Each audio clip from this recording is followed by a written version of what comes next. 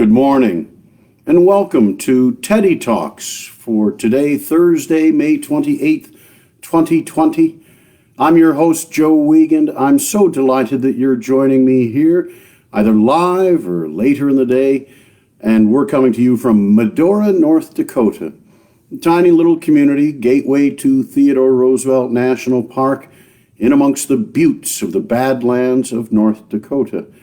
Teddy Talks is designed to go back in history and find the things that Theodore Roosevelt wrote and said, and most importantly, did for our country and for the world, to try to find some inspiration, some entertainment, some insight from the great Rough Rider president.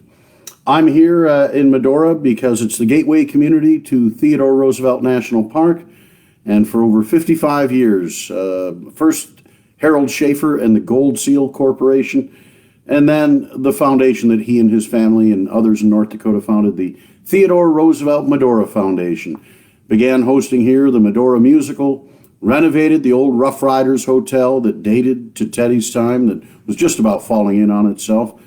And then there's just been some wonderful resurgence, what my friend, the author Ralph Sletton, referred to as Medora Boom, Bust, and Resurrection.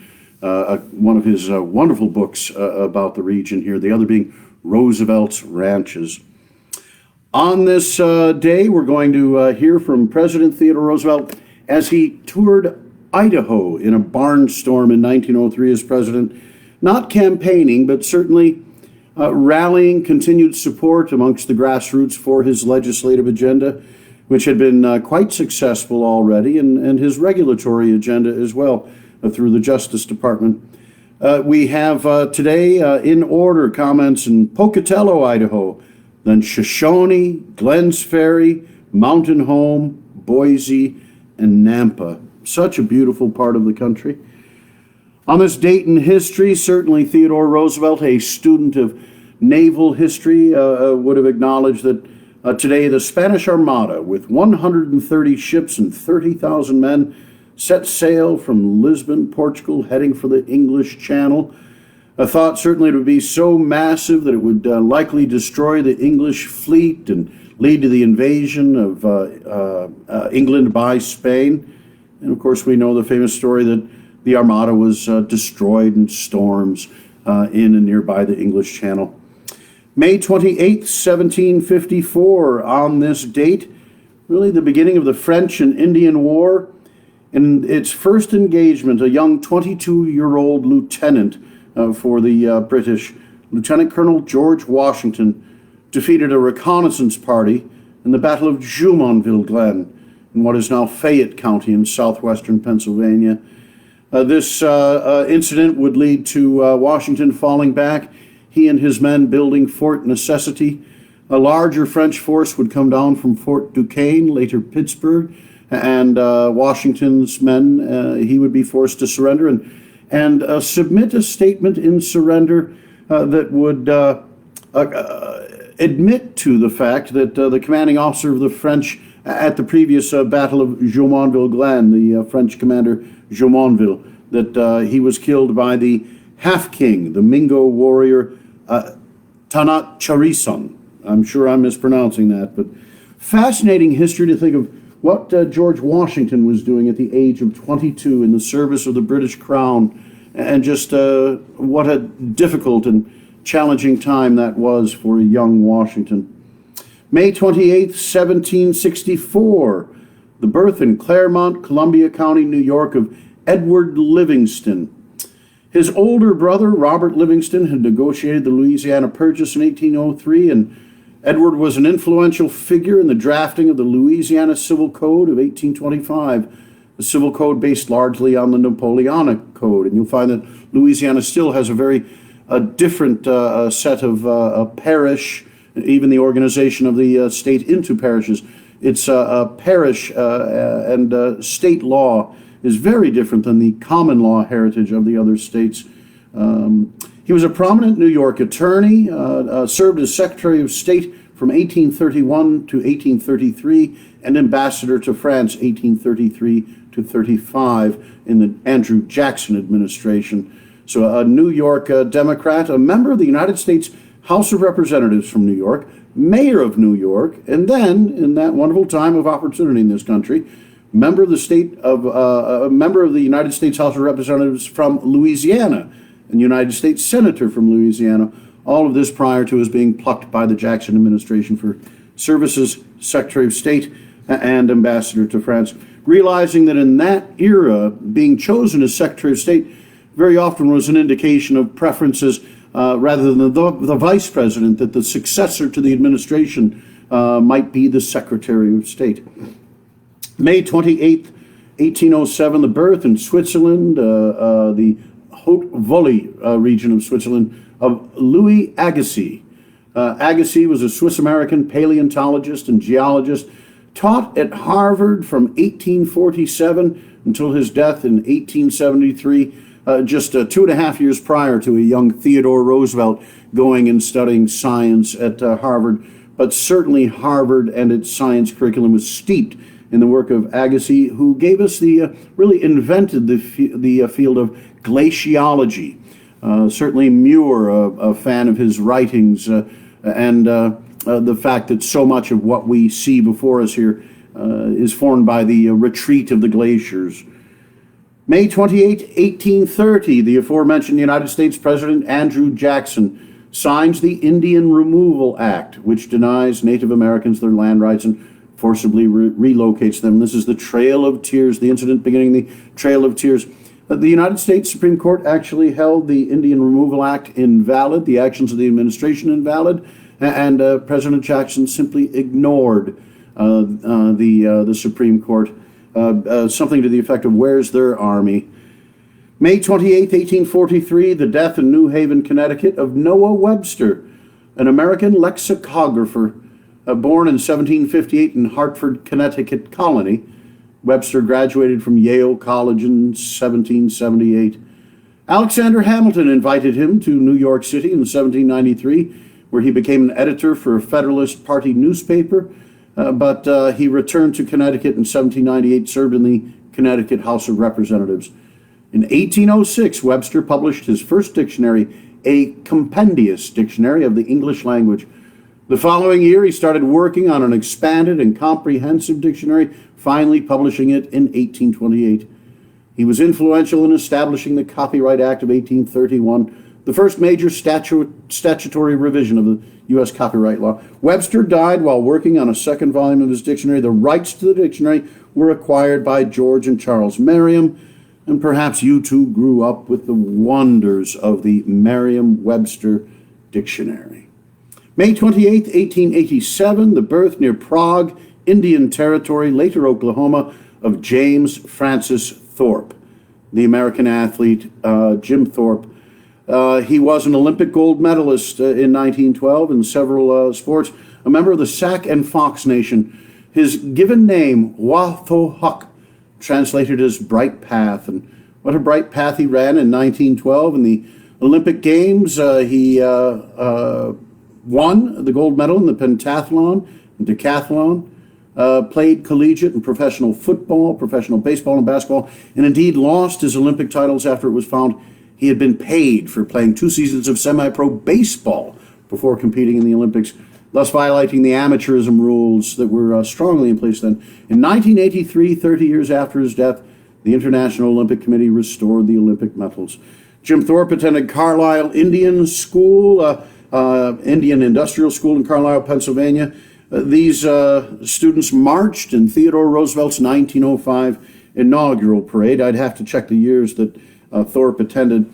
He would play for the New York Giants football team and would go on to be one of the founders of what would become our National Football League and one of the original inductees into its NFL Hall of Fame.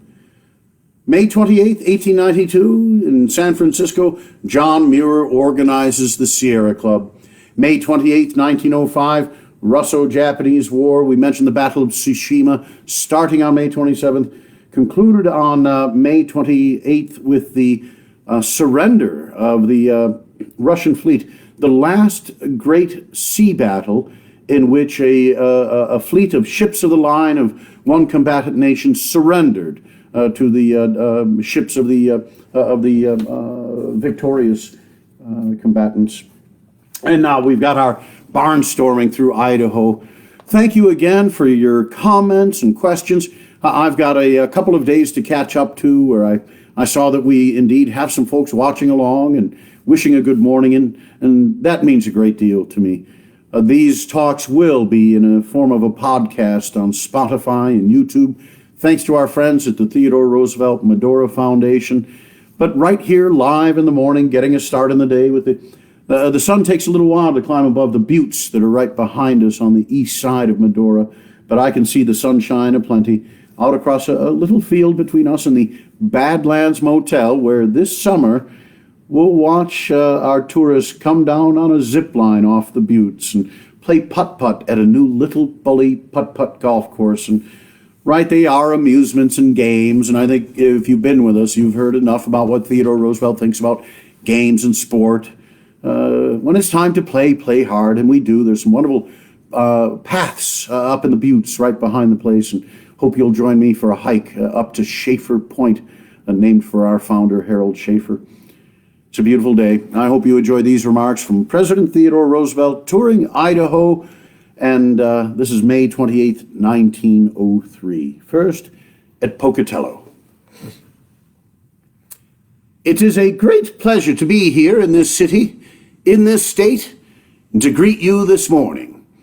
I wish to acknowledge the courtesy of those who escorted me, the veterans of the Great War, my own comrades of the Spanish-American War, and the men of the National Guard, and to congratulate Idaho upon what she is doing with her National Guard. And in greeting all of you, I want to say a word in special recognition of the children. As you all know, I believe in children, and in plenty of them. Much though I congratulate Idaho upon her forests and mines in the northern part of the state, upon all her industrial development, upon her railroads, upon what she will be able to make out of irrigated agriculture, upon all her products, the product upon which I congratulate her most is the children. I am glad to see that you have them all right in point of quality and in point of quantity. I have only one word to say to them. I believe in play, and I believe in work. Play hard while you play, and when you work, don't play at all. That is middling good advice for the older folks, too. This is a railroad town. I have been and am now on a trip during which on every day and during every hour my safety and well-being depend absolutely upon the vigilance, skill, nerve, and fidelity of the railroad men. And I would like to say a special word to and about them this morning. The last time that I ever saw General Sherman, he told me that if there ever were a war and he were limited to choosing men of one occupation, he would take all his soldiers from among the railroad men. That is, if he were limited to one occupation, for there are good men in every occupation. He would take them all if he only had to choose from one occupation, because a railroad man has to develop 4 or 5 of the qualities most indispensable in a soldier. In the first place, capacity to face risk undaunted. Railroading is one of those professions which, like following the deep sea fisheries, necessarily implies the acceptance of risk and danger. In the next place, the man has not only learned to endure risk, but to face hardships. Very few outside of those who have known intimately what railroading means appreciate what a ride, especially a night ride, in the wintertime, is on one of our trains. Handling the brakes, doing all the work along the train. The men have to face risks and hardship. More than that, they have to face irregular hours. Anyone who has ever done any soldiering knows that one of the difficulties to be overcome by the average man is to make him understand that he is not to sleep every night, but just when the chance comes. The railroad man knows that already. Finally, and most important of all, the railroad man has learned 2 things. He has learned how to act on his own responsibility in time of emergency. how to take the lead himself if the need arises, and also how to obey orders, and obey them quickly. There is not any time for wondering whether or not he will do anything at all. It's to be done, and done quickly. These were the reasons which General Sherman enumerated in talking to me of his preference for railroad men for army life. The qualities thus developed are of as good service in the field of citizenship, in ordinary civil life, as in military life.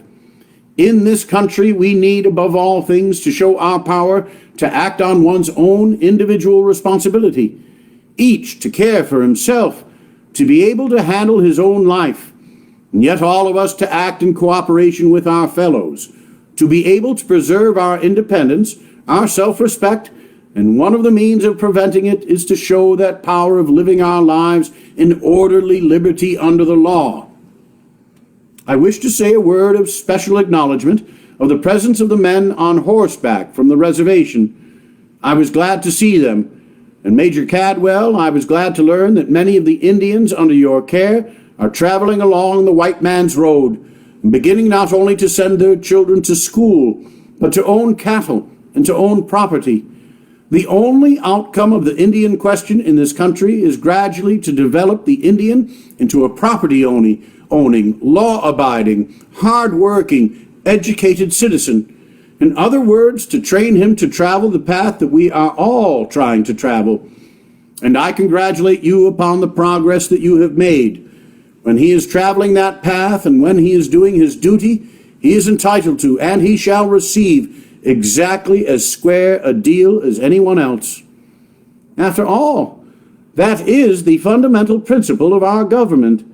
In the last analysis, what America stands for, more than for aught else, is for treating each man on his worth as a man.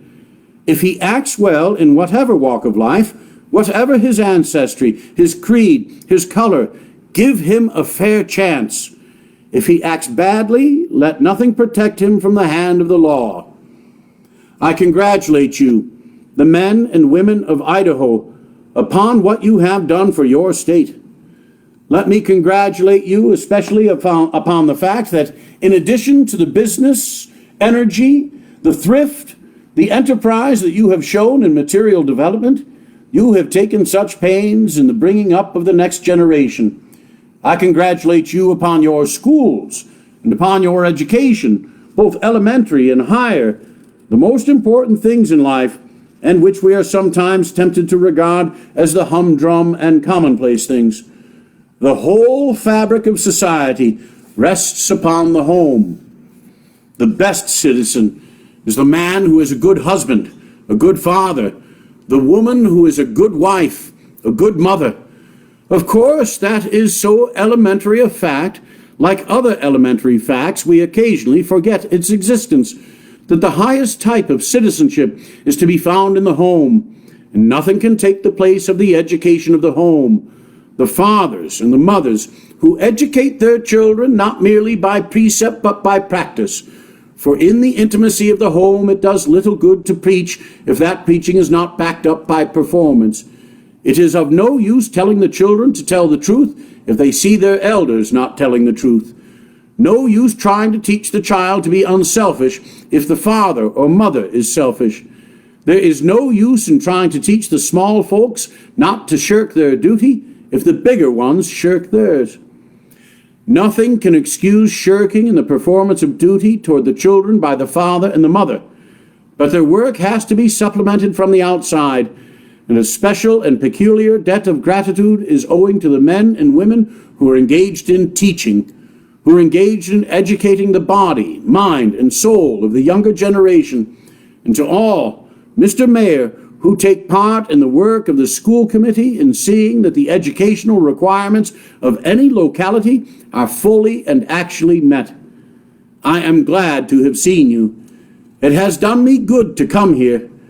I believe in the future of your great state because I believe with all my heart and soul in the quality of the average man and the average woman who go to make up this state and go to make up this entire nation. The remarks of Theodore Roosevelt at Pocatello, and now on to Shoshone.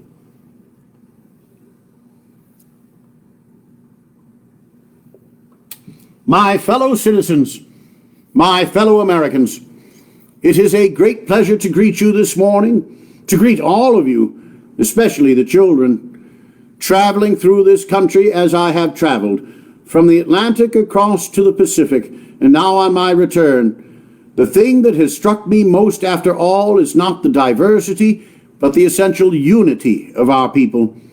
Wherever I have gone, from one end of the country to the other, I have dealt with Americans to whom I could appeal in the name of the same principles.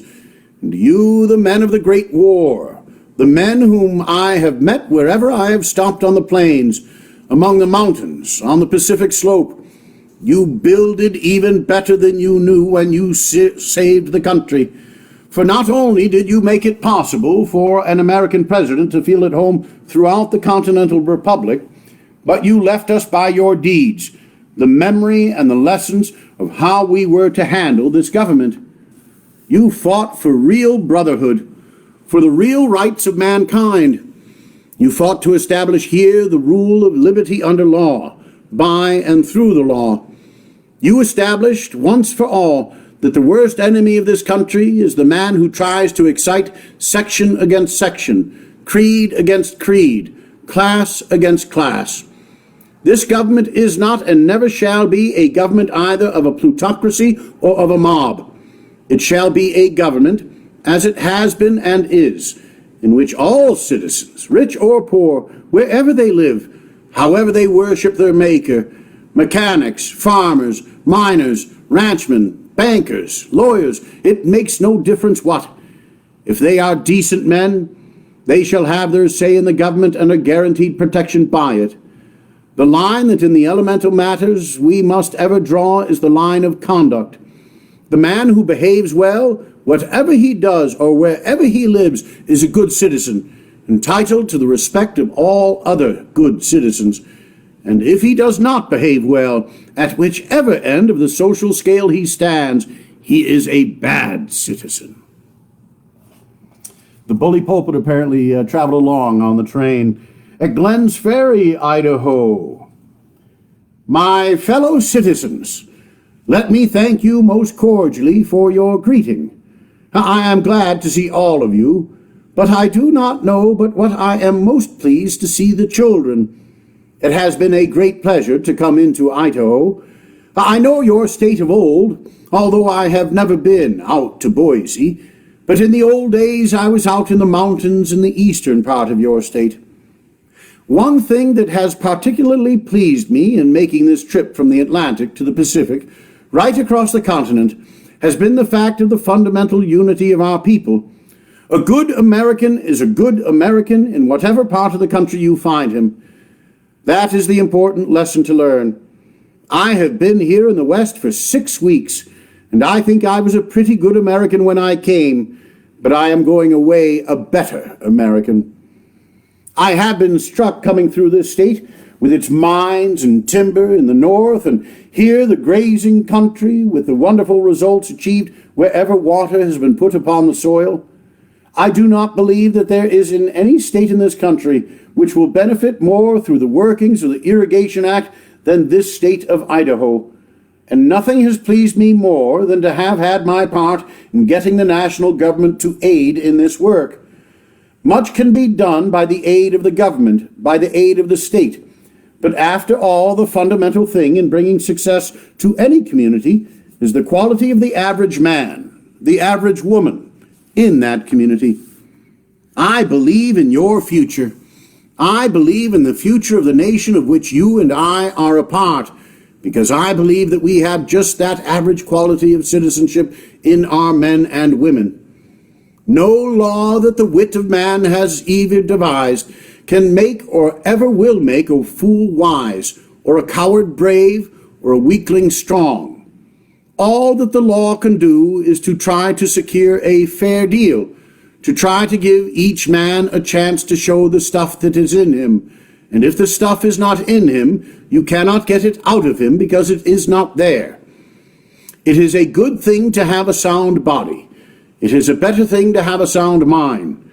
Best of all is to have what counts for more than body and more than mind, character. into which a good many different elements enter, but these especially.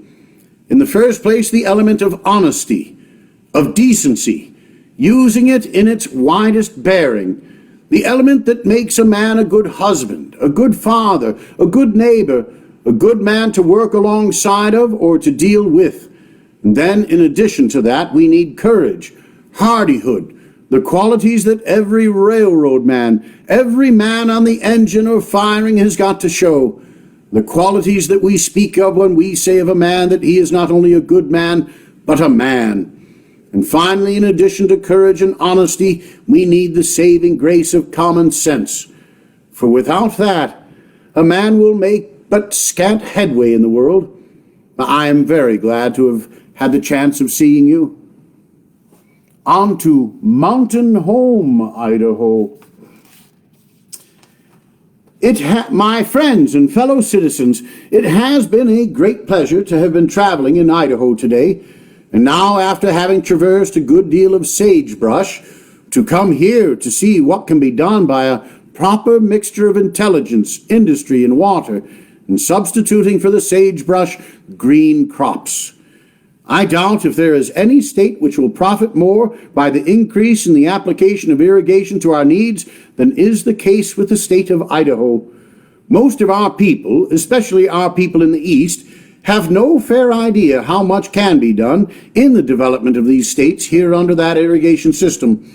I do not believe that Congress has for many years passed any law relating to our internal development so wise as the irrigation law of a year ago. Today, passing by, I noted far to the north the spot where one of the first experiments under that act is to be tried. I wish to say that our object in our whole irrigation policy should be to build up homemakers, to build up the people who take each the land that he himself can attend to and till, and who intend to rear their children on the soil. Our object should be sedulously to provide against letting great tracts of land go into the hands of any one man or of any one corporation. On the contrary, we should endeavor to save the land for its actual occupiers, for the men who will actually build up homes upon it, homes in which I shall hope to see plenty of healthy children. I congratulate you upon the output from the mines, next the ranches, but most of all, the children. I am glad that they seem to be all right in quality and all right in quantity. It has particularly pleased me in coming through this state to see the excellent schools you have built and the care with which you are training the next generation. I believe in you, and I want to see the future people like you. And at Boise, Idaho. The forests and the grasses are not to be treated as we properly treat mining. That is, as material to be used up and nothing left behind. On the contrary, we must recognize the fact that we have passed the stage when we can afford to tolerate the man whose object is simply to skin the land and get out. That man is not a valuable citizen. We do not want the absentee proprietor. It is not for him that we wish to develop irrigation. It is not for him that we must shape the grazing lands or handle our forests. We must handle the water, the woods, and the grasses so that we will hand them on to our children and our children's children in better and not worse shape than we got them. I was particularly pleased to be greeted by 2,000 school children. You know I believe in children. And while there may be a good many varieties of first-class citizens in the state, I have always thought that, take it on average, the citizen I must respect is the mother of a large family who brought them up well. And so I am glad that your children seem to be all right in point of quality and in quantity. And in traveling through this great country, nothing has pleased me more than to see how, hand in hand with the upbuilding of its material prosperity, has gone on the preparation for carefully training the next generation. I have been greatly struck, as I have come up this beautiful and fertile valley, by what has been done by the application of industry, intelligence, and water to the soil. And inasmuch as for a number of years I myself passed a large proportion of my life in the mountains and on the plains of this great western country, I feel a peculiar pride that it was given to me to sign and thereby make into law the act of the national government, to my mind one of the most important acts made into law by the national legislature, the National Irrigation Act of a year ago. Already experimental work has begun here in your own state. The national government, in my judgment, not only should but must cooperate with the state governments and with individual enterprises in seeing that we utilize to the fullest advantage the waters of the Rocky Mountain states by canals and great reservoirs which shall conserve the waters that go to waste at one season so they can be used at another season. I believe with all my heart in the Monroe Doctrine. This Western Hemisphere is not to become a region for conquest over which foreign military powers may acquire control. I think that should be a cardinal doctrine of our American foreign policy. But I had a great deal rather never see us announce that policy than for us to announce it and then lack either the will or the power to make it good. The one means for making it good is the building up of an adequate navy of first-class battleships, such as those provided for by the last Congress, one of which is to be called the Idaho. And having provided the ships, provide the men, and then recollect that men and ships are worthless if they have not had a chance to practice. I ask that Congress go on with the building up of the Navy, and that it provide the means to make that Navy the most effective on the globe. I earnestly hope that in our time we shall not see war again, but it is impossible to say that there will not be any war, because it is not only necessary that we should want to act rightly toward other nations, and I think I can say that we do, but it is necessary that they should, all of them, want to act rightly toward us. And while I believe that they do, I think it will help them to persevere in their good intentions if we are well armed. I ask for the Navy to be used not as provocative of war, but to be used to keep the peace. I ask for the Navy as a guarantee and insurance against war, and as a guarantee that if war does come, it shall end gloriously, as all the wars undertaken in the past century and a quarter by this republic have ended. Concluding our remarks, buzzing through Idaho, May 28, 1903, remarks at beautiful Nampa, Idaho. My friends and fellow citizens, it is a very great pleasure to have the chance of greeting you today.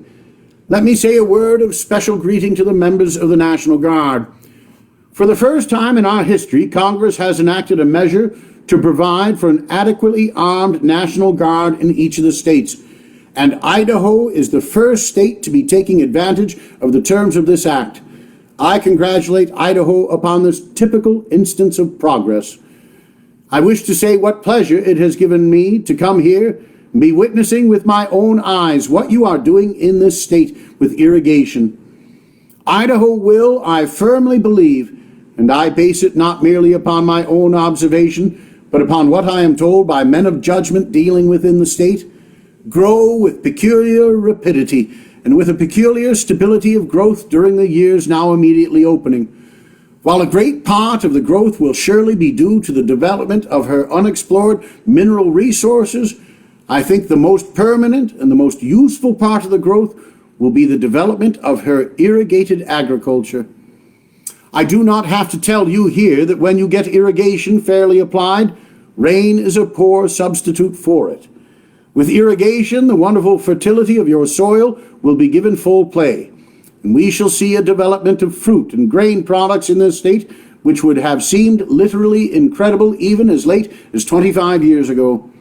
I have passed through some of the great grazing regions of the state, the regions where cattle and sheep flourish.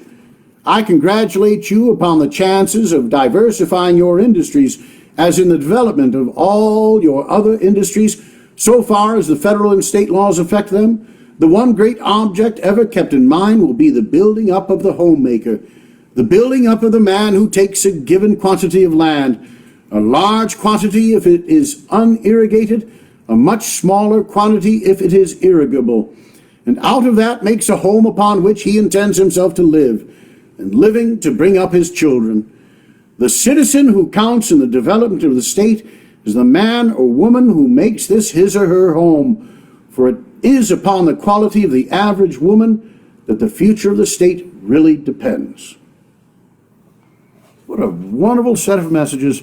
We are glad to call Medora home. We bounced about the country a bit, and I'm delighted to see friends from Illinois, Sewanee, Tennessee, Colorado Springs, Solana Beach, California. It's a great, big, beautiful country, and we are glad that our part of it is Medora, North Dakota. Come visit us sometime this summer. Go to Medora.com. Bill Sorensen and I will be trading shows nightly at the Old Town Hall Theater upon the Bill Sorensen stage. Those shows begin with Bill's show May 30th. I'll be on stage May 31st. Those 7:30 p.m. Mountain Time shows are preceded by the Pitchfork Steak Fondue, at least our best ability to represent it. We'll be back up at the Burning Hills Amphitheater when the musical opens June 19th, and we'll be doing the Pitchfork Steak Fondue in its usual beautiful setting over the Badlands. But join us downtown, and then in the month of June, Bill Sorensen, the comedian magician, is odd and I am even. That is, Bill will perform June 1st, 3rd, 5th, 7th, etc., and I'll be on stage doing my interpretation of Theodore Roosevelt in the Teddy Roosevelt Show, June 2nd, 4th, 6th, etc. I hope you have a wonderful day. Join us tomorrow on Teddy Talks. It will be Friday, and we'll follow the president continuing to make amazing travel through the West.